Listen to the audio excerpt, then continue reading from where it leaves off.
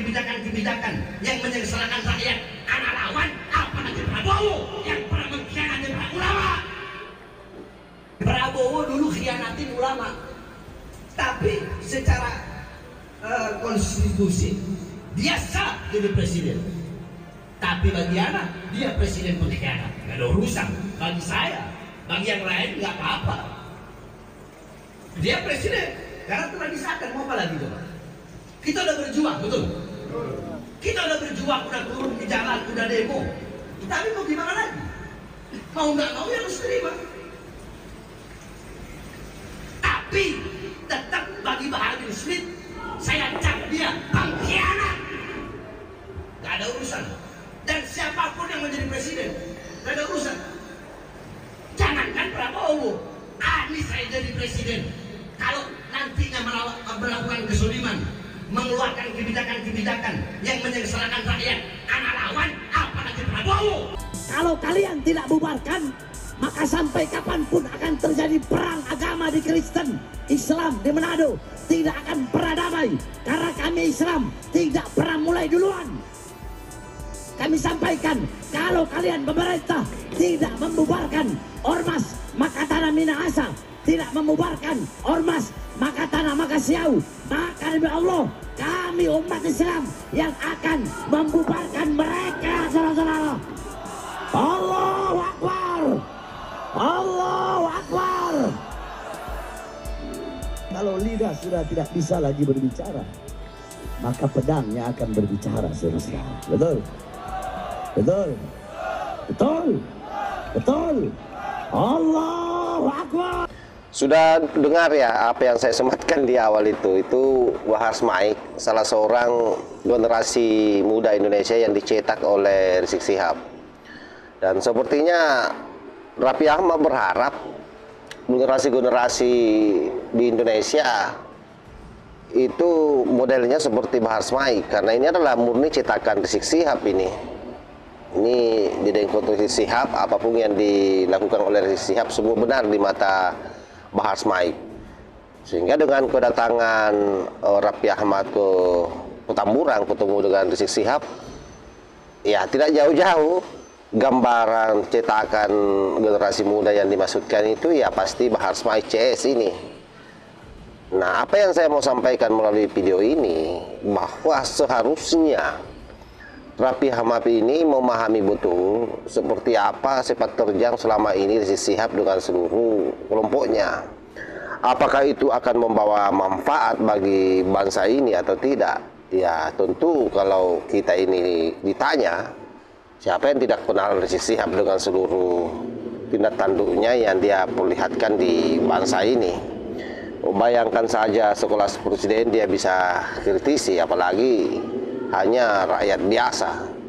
Artinya betapa menggambarkan orang ini sombong. Nah, orang-orang sombong seperti ini saya kira jelas ya sandarannya kemana. Ya seperti iblis lah, Firaun.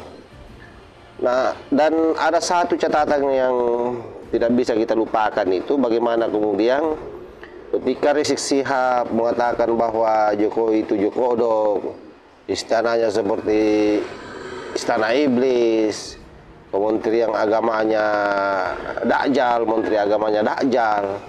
Lalu bagaimana kemudian Bahar Smaik sebagai murid daripada Rizik Syihab yang pernah secara terang-terangan mengatakan bahwa buka celananya Jokowi, coba lihat apa isinya, coba bayangkan, itu kan kurang ajar sekali.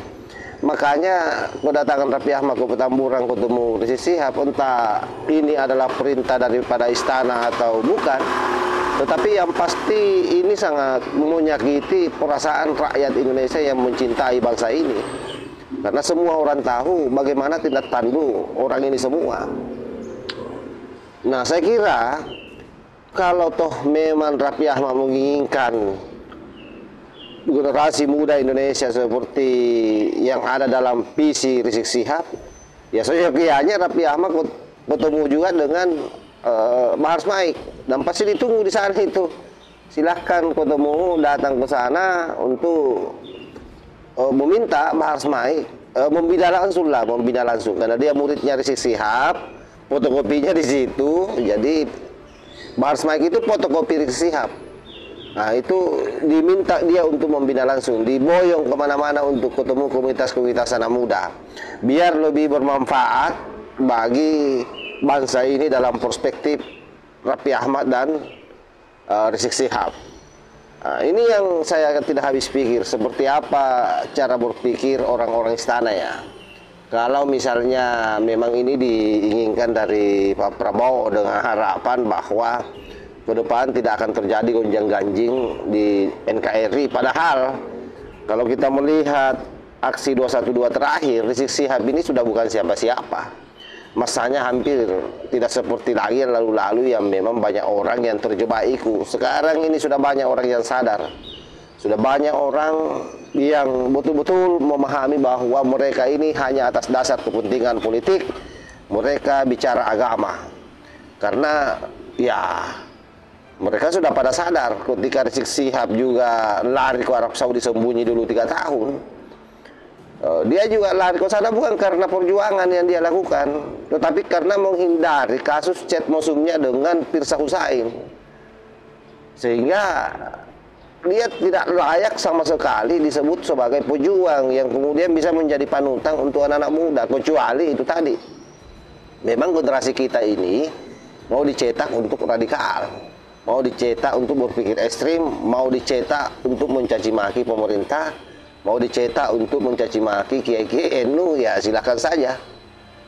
Nah, tetapi apapun yang saya sampaikan di sini, saya kira itu juga kembali kepada seluruh netizen ya, seluruh sahabat-sahabat, apakah ini hal yang benar yang saya sampaikan atau tidak. Yang pasti bahwa setiap orang memiliki kebenaran dan perspektif sendiri.